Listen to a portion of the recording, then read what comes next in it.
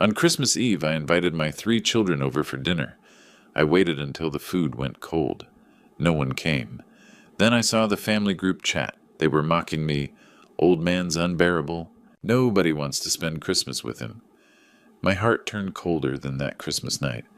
Right then I decided I had to teach them a lesson. So I opened my laptop and did something I'd never done before. The next morning they woke up screaming when they discovered what I'd done the night before. I appreciate you taking the time to hear my story. Before we continue to that cold kitchen on Christmas Eve, let me know in the comments, where are you right now and what time is it? Another Christmas is coming. To everyone following this story, I wish you warmth, love, and the presence of people who truly value you. What I'm about to share happened last Christmas, a night that changed everything I thought I knew about family. Let me tell you my story. It was 7 o'clock on Christmas Eve in Seattle. My kitchen smelled like roasted turkey and cinnamon. The table was set for 9, including 2 small chairs I'd bought just for Parker and Ella, my grandchildren. I was alone, but I wasn't lonely. There's a difference. At 59, I'd rebuilt a life after my wife Sarah passed 6 years ago. I taught cooking classes on Thursdays, wrote a food blog that actually had followers. I played chess with Howard every Tuesday. I had friends. I had purpose.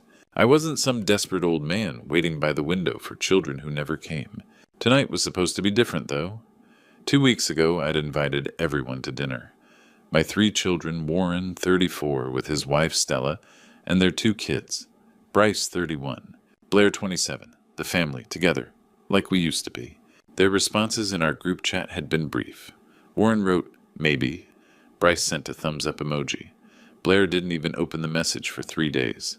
I'd chosen to hope anyway, so I'd spent 3 days preparing. The turkey had been brining since Monday. I'd made Sarah's cranberry sauce with orange zest and bourbon, Yukon Gold mashed potatoes, green bean casserole, pumpkin pie with a crust so flaky it could make you weep. Everything had to be perfect. Bing Crosby sang White Christmas from my old radio. Through the window, I could see my neighbor's kids building a snowman in the cold Seattle rain. The turkey rested golden and perfect on Sarah's grandmother's platter, the one we only used for special occasions. At 7:30, I wiped my hands on my apron and checked my phone, just to see if they were running late. Traffic on I-5 could be terrible on Christmas Eve. The screen showed new messages in the Marshall family chat. My heart jumped. Blair had written, "Seriously, do we have to go, old man's unbearable? Nobody wants to spend Christmas with him." Warren replied, "I told Stella we'd be at her parents' place. She'll kill me if I bail." Bryce added, "He'll guilt trip us anyway. Let him eat alone." The laughing emoji. My youngest son had added a laughing emoji. I read it once, twice, 3 times, as if repetition might rearrange the words into something less cruel. My thumb hovered over the screen, ready to type, "Wrong chat, kids. I can see this." But I didn't. I set the phone down slowly. My hands were steady. That surprised me.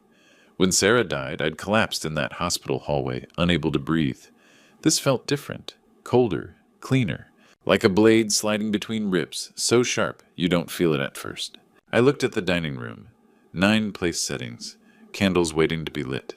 The good china. Those 2 small chairs positioned carefully so Parker and Ella could reach the table. All of it prepared for people who'd been laughing about letting me eat alone. "I'll be home for Christmas," started playing on the radio, and the irony nearly broke me. Nearly? Instead, I walked to my desk and opened my laptop. The screen glowed blue in the dimming light. If my children thought this was the end, if they thought they could discard me like yesterday's leftovers and face no consequences, they had no idea what was about to begin. I opened my laptop and made a decision that would change everything. Some people break down when betrayed. I set up a camera. My laptop glowed, cursor blinking. I could have confronted them in that group chat. Typed, "Wrong chat, kids. I can see this." But what would that accomplish? Embarrassed apologies? Half-hearted excuses? No, I was done with half-hearted. My anger wasn't hot or loud. It was cold. Focused. Sitting in my quiet kitchen, I realized this disrespect wasn't new. It had been building for years. I just kept making excuses. Warren, my eldest, borrowed $50,000 3 years ago for an investment opportunity. Never paid back a cent. Now he only called when he needed me to babysit Parker and Ella. I'd drop everything, feed them dinner, tuck them in. He'd pick them up hours late, mumble thanks, and disappear for months. Bryce took $20,000 2 years ago for a real estate scheme. Lost it all. Somehow that became my fault. You should have warned me it was risky, Dad. He was 31. When did I become responsible for his bad decisions? Then there was Blair, 27, my youngest. Polished, perfect, her social media life curated to the last detail. I found out last year she'd stopped inviting me to her events. Her friend had asked casually, "Oh, you weren't there?" No. A retired chef in an apron didn't fit Blair's aesthetic. I wasn't Instagram worthy. I'd made excuses for all of them. They're busy. They're building lives. They don't mean it. But that text, "Old man's unbearable," and that laughing emoji, that was intentional. That was cruel. I scrolled through my contacts until I found Jordan Hayes, 23, tech-savvy son of my chess buddy Howard. I'd helped him out last year when he lost his job, let him stay in my guest room rent-free. He answered on the second ring, "Mr. Marshall. Jordan, I need your help tonight." Pause. "Is everything okay? Can you come over? I need someone who understands cameras and live streaming." Another pause. "Yeah, 20 minutes. He arrived at 8:30, concerned. I was still in my apron, the dining room table perfectly set behind me. "Mr. Marshall, what's going on? I need you to set up a camera. I'm going to eat Christmas dinner, alone, and I want people to see it." His eyes widened. "Like, live stream it?" "Exactly. Your kids didn't show." Something like that. He didn't ask more. Maybe he saw something in my face that told him not to. Instead, he unpacked his phone and a small ring light from his car. He positioned everything carefully, the shot framed, to show me the full table, the empty chairs, and those 2 small seats for Parker and Ella. "Which platform?" he asked. "Whichever reaches the most people." He nodded. "Social media, then? What's the title?" I thought. "Eating Christmas Dinner Alone, A Father's Story." Jordan's jaw tightened. He typed it in. "Going live in 3, 2, 1. The red dot appeared. I sat at the head of the table, surrounded by 9 empty place settings. The turkey steamed, candles flickered, and I began to speak, my voice steady. "Good evening. My name is Bruno Marshall. I'm 59 years old. Tonight is Christmas Eve, and I prepared this meal for my family, my 3 children, my daughter-in-law, and my 2 grandchildren." I gestured to the empty chairs, but as you can see, I'm eating alone. I didn't rant, didn't cry. I carved the turkey, served myself, and told the truth about the years of sacrifice, the money never repaid, the grandchildren I rarely saw, the message I'd read tonight. Jordan watched silently, expression hardening. In the corner of his screen, the viewer count began to climb. Within 30 minutes, 5,000 people were watching. By midnight, 2 million. Let me tell you what happened when my kids saw the video Christmas morning. I didn't plan to go viral. I planned to eat dinner. The internet had other plans. Christmas morning. I woke to a sound I hadn't heard in years, my phone buzzing nonstop like an angry swarm. I reached for it, squinting at the screen. Notifications poured in faster than I could read. Messages, emails, comments, thousands. The video from last night, the one Jordan had streamed, had 5 million views. 5 million. I sat up, fully awake. My quiet Christmas dinner had become something else entirely. Something massive. The comments scrolled endlessly. Most were kind, furious on my behalf. This broke my heart.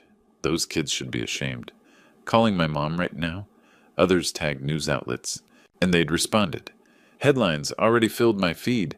Elderly father eats Christmas alone after children mock him. Chef's lonely, dinner goes viral. I remembered what I'd said during that live stream. Jordan's camera had captured everything, the full table, the empty chairs, my calm voice. My 3 children were supposed to be here tonight. They chose not to come, but I'm grateful for this meal for my life and for those who still value family. Simple words, honest words. Apparently, they'd struck a nerve. But the internet didn't stop at sympathy. It became an investigation.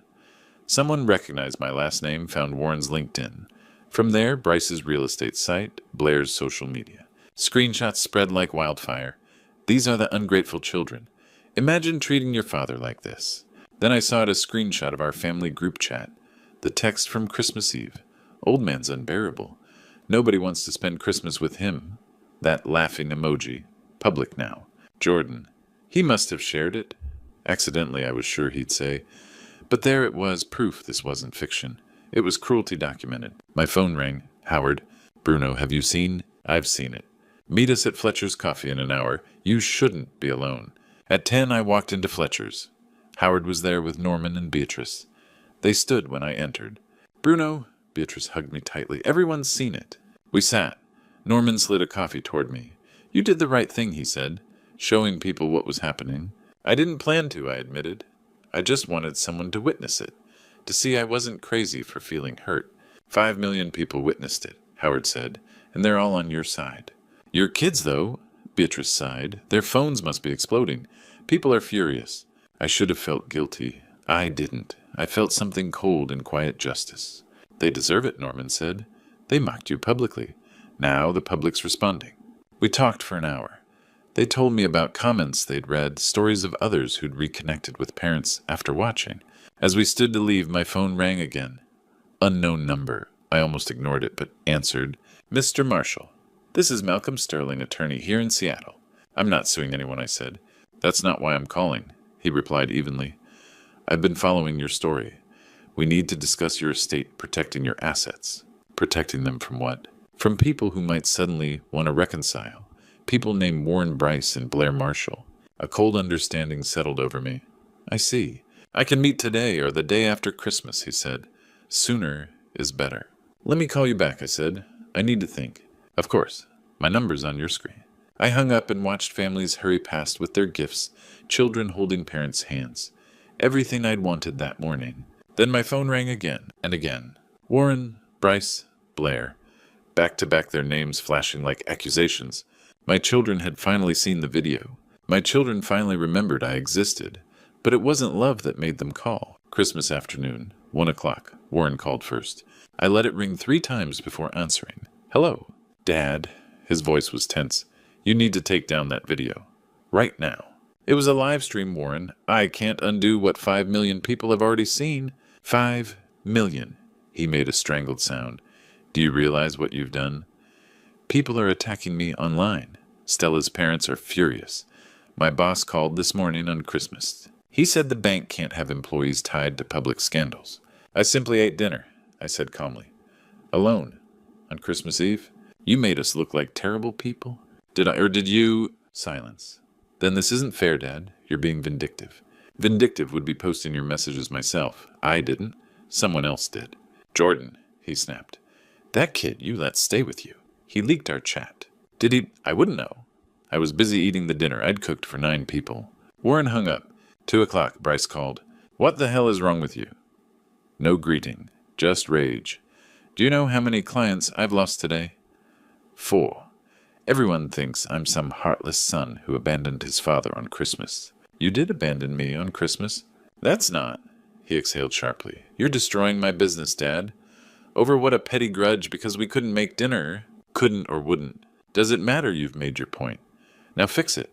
Post something, say it was a misunderstanding, that we had other plans. I could, I said slowly, but it would be a lie. And I'm done lying for you, Bryce. You're unbelievable, he snapped. Absolutely unbelievable. Perhaps, but at least I'm honest. He hung up with a curse. 3 o'clock. Blair.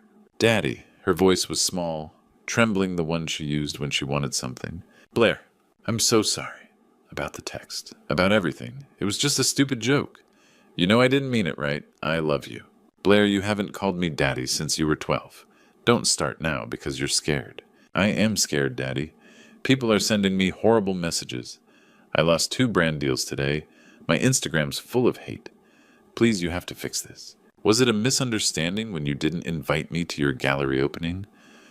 When you told your friend I wasn't aesthetic enough for your life? Sharp inhale. How did you... I have ears, Blair. And apparently I'm not as invisible as you thought. Dad, please? The truth's out now. What happens next is up to you. I hung up. The kitchen was quiet again, still faintly smelling of turkey. My phone lay silent, no more desperate calls. They weren't sorry, just scared. Scared of judgment, scared of losing what they assumed was theirs. But they'd forgotten something. I was still alive, still capable, still in control. At 7 o'clock, I called Malcolm Sterling. He answered immediately. Bruno, I was hoping to hear from you. Malcolm, let's talk about that estate plan. I'm ready to make some changes. I'll prepare the papers. Can you come in December the 27th? I'll be there. When I hung up, I felt something I hadn't felt in years, not anger, not hurt. Purpose. And by then, I'd already made 3 decisions that would change my children's lives forever. They say revenge is a dish best served cold. Mine was served with legal documents. December 27th, 2 days after Christmas. Malcolm Sterling's law office sat on the 15th floor of a glass tower, downtown chrome leather and floor-to-ceiling windows overlooking Seattle's skyline. I arrived at 10 a.m. with a folder of documents. My will, property deeds, bank statements, everything Malcolm had requested. He greeted me with a firm handshake and surprisingly respect. "Bruno, I've been thinking about your situation, and you're making the right choice. Protecting your assets isn't vindictive, it's smart." We sat. He outlined what I could and couldn't do legally, what would hold up if my children challenged it.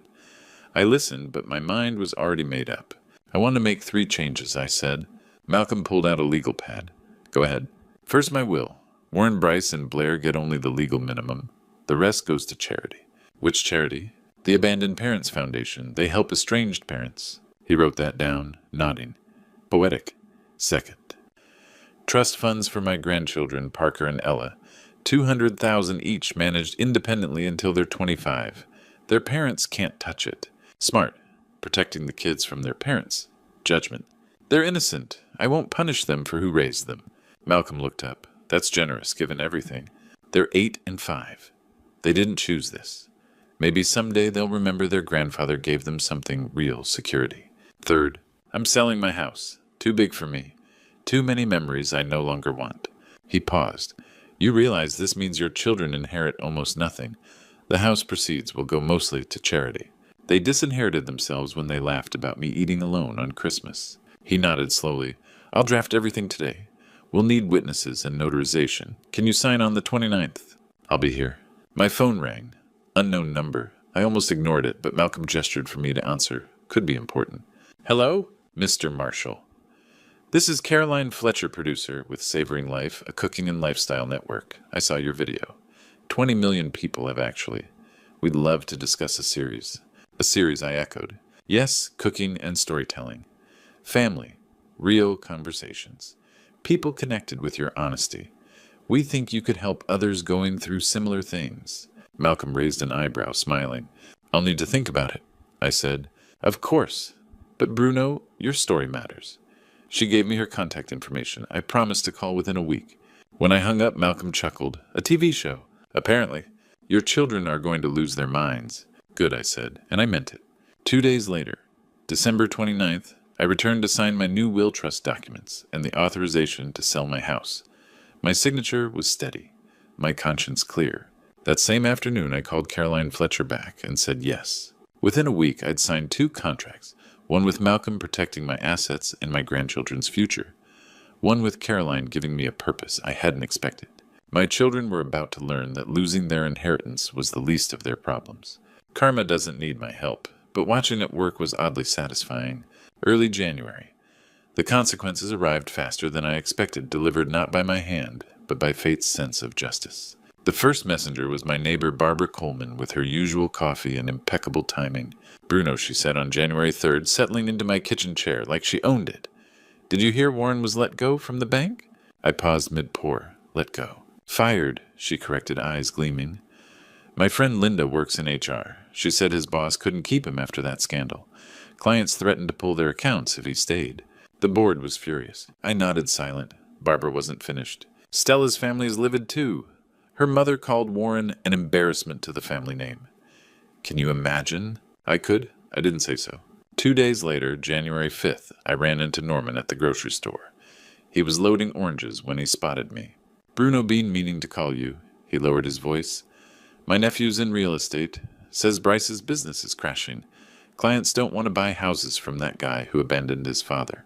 His words, not mine. "Bryce lost 3 big deals in a week, and debt collectors are calling. Turns out he's been living on credit. The cars, the suits, all financed, all overdue." I picked up a grapefruit, examined it. "That's unfortunate." Norman studied me. "You don't look surprised." "I'm not. Bryce always spent money he didn't have. I just didn't realize how deep the hole was." January 7th. Howard texted lunch at our usual diner. Over burgers and fries, he delivered the next blow. "Saw something online about Blair," he said. "She lost all her brand partnerships." I looked up. All of them. Apparently companies don't want influencers who mock their fathers on Christmas. Her manager dropped her too. And he hesitated. She lost her apartment. Couldn't pay rent. She's couch surfing. I set down my burger. My appetite vanished. "You okay?" Howard asked. "I don't know," I said honestly. Part of me knew this would happen. Part of me hoped it wouldn't. Barbara returned January 10th, bringing the final chapter. Warren's wife is demanding a divorce, she announced before I could offer coffee. Apparently, she's been hiding money for years. Separate accounts. He just found out. He's broke jobless and about to lose custody. Her lawyer's ruthless. I sat heavily at the table. Barbara finally sensed my silence. Bruno, you don't seem happy about any of this. I'm not, I said quietly. Not happy. Not even satisfied. Just accepting. Accepting what? That I didn't cause this, Barbara. Their choices did. I just stopped protecting them from the consequences. She left soon after. That evening alone in my apartment, I watched Seattle rain trace the glass. My children's worlds were collapsing. I'd known it might happen. I'd even prepared for it. But I hadn't prepared for how it would feel. Not joy, not revenge, something quieter. A blend of grief and relief. My phone buzzed one missed call, Caroline Fletcher. While my children's worlds fell apart, mine was just beginning to bloom. Caroline Fletcher had made me an offer I couldn't refuse. At 59, I thought my life was winding down. Turns out it was just getting started. Late January. The studio lights were brighter than I expected, but somehow standing in front of that camera felt like coming home. Ready when you are, Bruno. Caroline Fletcher called from behind the monitor, her reading glasses perched on her head. I adjusted my apron, glanced at the ingredients laid out before me. Butter, garlic, fresh herbs, a whole chicken, and nodded. Let's do this. The first episode of Savoring Life with Bruno Marshall was titled The Christmas Dinner That Changed Everything. I told my story while butterflying that chicken, talking about sacrifice and boundaries and what happens when love becomes one-sided. I made my mother's lemon herb roasted chicken, the same recipe I'd taught my children when they were small. Food isn't just sustenance, I said to the camera, to the invisible audience beyond it. It's memory. It's love. And sometimes it's the last conversation you'll ever have with someone. The episode aired on February 1st. 8 million people watched. Caroline called me at midnight, breathless. Bruno, the network is ecstatic. The phones haven't stopped ringing. People are calling you a hero. I'm not a hero, I said, sitting in my old kitchen one last time. I'm just a father who finally chose himself. That's exactly why they love you.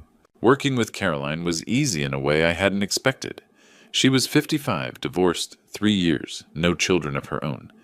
She understood loss, not the kind I'd experienced, but loss nonetheless. Her ex-husband had chosen his career over their marriage. She'd chosen herself afterward. We worked late hours editing episodes, testing recipes, debating whether a story was too raw or not raw enough. She laughed at my jokes. I appreciated her directness. There was no pretense between us, no performance.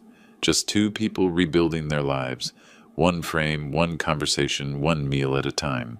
Mid-February, the house sold. The same house where I'd raised Warren Bryce and Blair. The same house where Sarah and I had danced in the kitchen on our 20th anniversary. I didn't cry when I signed the papers. I felt lighter. I bought a 2-bedroom apartment in Fremont, smaller, modern, with huge windows that let in the Seattle winter light. It was mine. No ghosts, no obligations, just possibility. On February 20th, I threw a housewarming party. Howard brought wine. Norman brought his famous potato salad. Beatrice brought flowers and a fierce hug. To new beginnings. Howard toasted, raising his glass in my tiny living room. We ate, we laughed, we told stories. At one point, Norman pulled me aside. Bruno, he said quietly, I haven't seen you this alive since before Sarah passed, not even when she was here. You're free. I looked around my new apartment, at my friends, at the life I'd built from the wreckage of the old one. Yeah, I said, I guess I am. They left around 10. I cleaned up, poured myself a whiskey, and sat by the window, watching the city lights flicker in the distance. My phone rang. The caller ID read Warren, home. I hesitated. My hand hovered over the screen, then I answered. Hello, Grandpa. A small voice, young, uncertain. Parker. My throat tightened. Yeah, it's me. A pause. I miss you. Can I come visit you sometime? Just me and Ella. Dad said it's okay if you say yes. I closed my eyes, took a breath. Of course, buddy, I said softly. Anytime you want. Really? Really? Okay, I'll ask Dad to bring us soon. I love you, Grandpa. I love you too, Parker. He hung up. I sat there holding the phone, staring at the blank screen, feeling something crack open in my chest. Not my children, not yet, maybe not, ever, but their children. The innocent ones, the ones who didn't choose any of this. 2 weeks later, 3 letters arrived at my doorstep. Handwritten, unexpected. One from Warren, one from Bryce, one from Blair. My children finally reached out to me again, but what they wrote surprised me more than their silence ever had. Early March. The letters sat on my kitchen counter for 2 days before I opened them. Handwritten envelopes, real stamps. Not texts, not emails, letters. I made tea, sat by the window of my new apartment, picked up the first envelope and slid my thumb under the seal. Warren's letter, Dad. I lost my job. Stella left me and took half of everything. I'm living in a small 2-bedroom apartment with Parker and Ella now. For the first time in years, I'm actually being a father, making breakfast, reading bedtime stories, helping with homework. I see now how I treated you. Like an ATM, like an obligation, you deserved so much better. I'm in therapy now, not to win you back, but because I need to be better for my kids. They ask about you every day. I tell them Grandpa is busy living his life, because you should be. I'm sorry, Dad, not because I want something, because you deserved to hear it years ago. Warren! I set the letter down, took a breath, opened the second. Bryce's letter. I've been living a lie. The fancy cars, the expensive dinners, the designer clothes, all debt. I lost everything, and honestly, it's the best thing that ever happened to me. I got a job as a line cook at a small restaurant. Humbling, but honest work. You taught me the value of that when I was young. I forgot. I'm sorry for taking your money and blaming you when I lost it. I'm sorry for treating you like you owed me success. I'm paying back every cent, even if it takes me 20 years. Bryce. I stared at Bryce's handwriting. Messy hurried like he'd written it in one sitting and mailed it before he could second-guess himself. The third envelope was lighter. I opened it last. Blair's letter. I spent my whole life chasing validation from strangers on the internet. I was ashamed of you because you weren't Instagram-worthy. How sick is that? I've deleted all my social media. Every account. I'm working at a bookstore now, Powell's on Burnside. I'm learning to value real things, real books, real conversations, real people. I want to learn to value myself too, and maybe if you'll let me learn to value you again. Not because you went viral, because you're my dad. I'm so sorry it took losing everything to see that. Blair. I folded the letters carefully, set them in a neat stack on the table. I felt relief. They finally understood. I felt sadness. It had taken this much pain. I felt acceptance. My new life was good, with or without their growth. But I also felt something else, something fragile and unexpected. Hope. I didn't respond immediately. Some wounds need time, and some lessons need space. But 3 months later, on a sunny afternoon in May, I picked up my phone and made a call. 6 months after that Christmas dinner, I stood at a different table. This time, I wasn't alone. June. Seattle Community Center.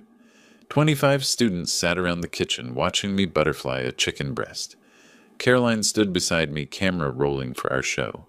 This was my life now. Food isn't just sustenance. I told them young mothers, veterans, college students, a widower. It's love. It's connection. It's storytelling. I showed them how to season with intention, sear with confidence. Caroline caught it all on camera, glancing at me with that look, pride mixed with something warmer. The students loved us. Not just the cooking, but the chemistry. We didn't hide it anymore. After class, we sat in the quiet kitchen sipping coffee. Have you decided? Caroline asked softly. She meant the letters. I'd shown her all 3 one evening in April. Yeah, I said. I called Warren last week. I'm meeting Parker and Ella next Saturday. Just the kids first. She squeezed my hand. How do you feel? Ready. And I was. June 15th. A park near Green Lake. Parker and Ella spotted me from across the grass and sprinted. Grandpa? They crashed into me, arms tight. Parker had grown 9 now, nearly to my chest. Ella 6, gap-toothed and grinning. Dad's different now, Parker said proudly. He makes pancakes every Sunday, reads to us. Even came to my soccer game. He teaches us how to cook, Ella added, like you. My throat tightened. That's wonderful. Ella's face turned serious. Are you still mad at Daddy? I knelt, meeting her eyes. No, sweetheart. I'm not mad. But things are different now, and that's okay. Different how? In a good way, I said. We're learning how to love each other better. She nodded, satisfied. Parker tugged me toward the playground. We played for hours, swings, slides, stories. When Warren came to pick them up, we nodded from a distance. He mouthed, "Thank you." I nodded back. I agreed to see my children again, but on my terms. Neutral places. Once a month, maybe. You're welcome in my life, I told Warren that night. But you're no longer the center of it. I have friends, Caroline, my work, myself. You're part of my life, not all of it. He paused. I understand, Dad. That's fair. It was. People ask if I forgive my children. Yes. But forgiveness doesn't erase the past. It doesn't make things the same. They broke something precious, and even repaired, you still see the cracks. The cracks remind you to be gentle, to value what's fragile, to never take love for granted again. I don't regret any of it, the live stream, the will, the boundaries. They made my children grow up, and they freed me to finally live. If you're a parent feeling invisible, hear me. Your worth isn't defined by their acknowledgement. Choosing yourself isn't selfish, it's survival. It's not giving up. It's growing up. And it's never too late to start living for you. That evening in my apartment, Caroline arrived with wine and ingredients for pasta carbonara, her recipe this time. We moved together like dancers in rhythm. She chopped pancetta. I whisked eggs. We laughed about a student who'd set off the fire alarm. My phone buzzed. A video from Parker Love. You Grandpa Ella says hi. I smiled, sent a heart emoji, and set it down. Turned back to Caroline. To the meal. To the warmth of her hand brushing mine. To my life. My real life. Finally. Some stories end with everyone together.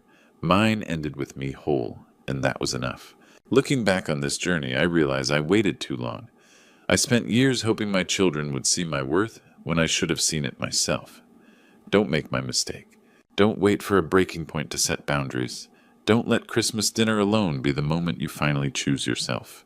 This Grandpa Stories isn't just mine. It's a lesson I pray reaches every parent who's given everything and received indifference in return. God gave us the capacity to love unconditionally, but He also gave us the wisdom to protect our own hearts. I forgot that second part for too long. The lesson I learned: love your children fiercely, but never lose yourself in the process. Teach them respect, not by demanding it, but by respecting yourself first. God doesn't ask us to be doormats for our families. He asks us to honor ourselves as His creation. When I finally understood that, everything changed. If you're living a version of my story right now, hear this. Your value isn't measured by how much your children need you. It's inherent. God knew your worth before they were even born, and that worth doesn't diminish when they forget to call, forget to visit, or forget to say thank you. This true story taught me that boundaries aren't walls. They're bridges to healthier relationships. This true story showed me that forgiveness doesn't require reconciliation on their terms. This true story reminded me that wholeness matters more than togetherness. Don't be like I was invisible in your own life waiting for permission to matter. These grandpa stories we carry deserve better endings. Write yours before it's too late. And if this story resonated with you, if you've lived something similar, or know someone who is, don't keep it to yourself. Leave a comment below. I'd love to hear your story. Share this with a parent who needs to hear it. And if you're new here, subscribe to this channel. More stories like this are coming. True stories about real people finding their way back to themselves. You're not alone, and you're worth choosing. Thank you for listening to this Grandpa Stories. Until next time, take care of yourself first, so you can truly care for others.